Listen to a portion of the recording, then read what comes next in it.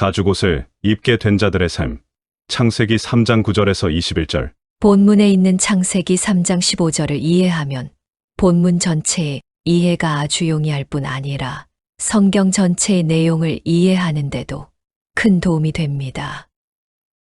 내가 너로 여자와 원수가 되게 하고 내 후손도 여자의 후손과 원수가 되게 하리니 여자의 후손은 내 머리를 상하게 할 것이요 너는 그의 발꿈치를 상하게 할 것이니라 하시고 창세기 3장 15절. 하나님께서 뱀에게 저주를 하십니다.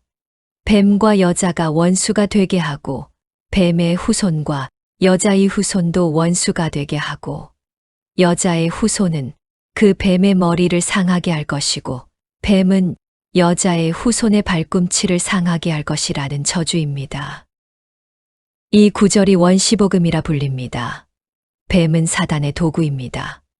그래서 성경은 그 뱀을 사단이라고 부릅니다. 큰 용이 내쫓기니 옛뱀 곤막이라고도 하고 사탄이라고도 하며 온 천하를 꿰는 자라. 그가 땅으로 내쫓기니 그의 사자들도 그와 함께 내쫓기니라. 요한계시록 12장 9절. 용을 잡으니 곧 옛뱀이요 마귀요 사탄이라 잡아서 1000년 동안 결박하여. 요한계시록 20장 2절. 옛뱀이라고 번역이 된 단어를 정확하게 번역하면 그 옛뱀입니다. 요한계시록은 창세기에 그 뱀을 지칭하고 있는 것입니다. 따라서 본문의 뱀이 사단이라는 것은 확실하게 증명이 됩니다. 그런데 그 사단은 하나님의 저주로 여자와 원수가 됩니다. 여자는 요한계시록 12장 5절에서 6절의 다음과 같이 기록되어 있습니다. 여자가 아들을 낳으니 이는 장차 철장으로 만국을 다스릴 남자라. 그 아이를 하나님 앞과 그 보좌 앞으로 올려가더라. 그 여자가 광야로 도망하며 거기서 1260일 동안 저를 양육하기 위하여 하나님의 예비하신 곳이 있더라.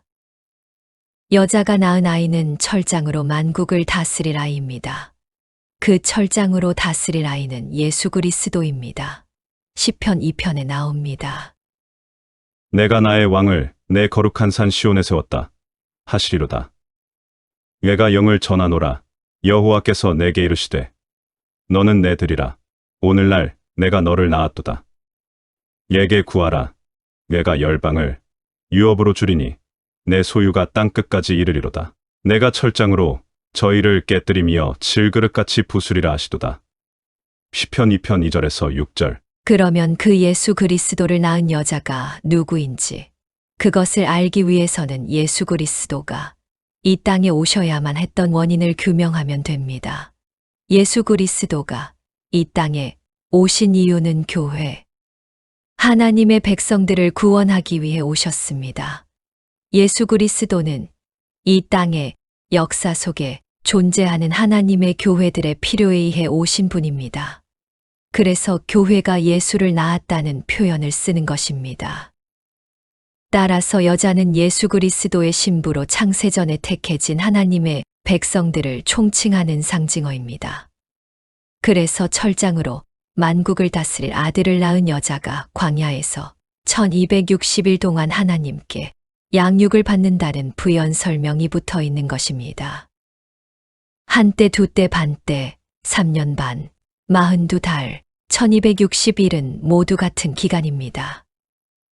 그 기간은 예수 그리스도의 피의 제사로 말미암아 이제 더 이상 성전 제사와 제물이 없어지게 되었으므로 하나님께서 로마를 들어 예루살렘 성전을 파괴하신 후부터 예수 그리스도께서 다시 오시는 이 세상 끝날까지의 기간을 말하는 것입니다. 쉽게 말해 예수 그리스도의 초림과 재림 사이의 기간인 것입니다. 그러니까 그 1260일은 교회가 탄생하여 그들이 신앙의 여정 동안 겪어야 할 광야인 생기를 그 내용으로 담고 있는 숫자인 것입니다. 따라서 광야에서 1260일 동안 하나님께 양육을 받는 여자는 교회, 하나님의 백성들인 것입니다. 그러니까 창세기 3장 15절의 여자는 단순히 하와만을 지칭하는 것이 아니라 교회를 상징하고 있는 것입니다. 이렇게 주님은 여자로 지칭되는 교회에 의해 이 땅에 오신 분이십니다. 그래서 주님은 실제로도 여자의 아들로 오시는 것입니다. 그런데 하나님은 뱀과 여자가 원수가 될 것이라 말씀하시므로 사단과 교회가 원수가 될 것임을 밝히십니다. 하나님의 은혜를 떠나 하나님과 원수가 되어버린 사단과 여자에게 하나님은 그들이 서로 원수가 되게 하시겠다고 말씀하십니다. 그리고 둘 중 하나는 하나님 편으로 만들겠다는 약속을 하시는 것입니다. 누구를 당신의 편으로 만들겠다는 것일까요? 또 그들을 미혹하는 마귀가 불과 유황못에 던져지니 거기는 그 짐승과 거짓 선지자도 있어 세세토록 밤낮 괴로움을 받으리라. 요한계시록 20장 10절. 뱀의 운명은 영원한 불못입니다. 그렇다면 지금 하나님은 여자인 교회를 당신의 편으로 만들겠다는 것입니다. 하나님은 창세기 3장 15절에서 하나님의 은혜를 떠나서는 선악과를 따먹을 수밖에 없는 티끌 같은 하나님의 백성들을 하나님의 은혜로 그 티끌의 자리에서 끌어올리겠다는 약속을 하시는 것입니다. 그러면서 하나님의 은혜를 떠난 자들의 표본인 뱀과 그의 후손들의 삶은 하나님과 원수로 사는 삶이며 패망의 삶이라는 것을 경고하시고 주지시키는 것입니다. 뱀의 후손이 누구입니까? 너희는 너희 아비 마귀에게서 났으니 너희 아비의 욕심대로 너희도 행하고자 하느니라. 그는 처음부터 살인한 자요. 진리가 그 속에 없으므로 진리에 서지 못하고 거짓을 말할 때마다 제 것으로 말하나니 이는 그가 거짓말쟁이요 거짓의 아비가 되었음이라. 요한복음 8장 44절.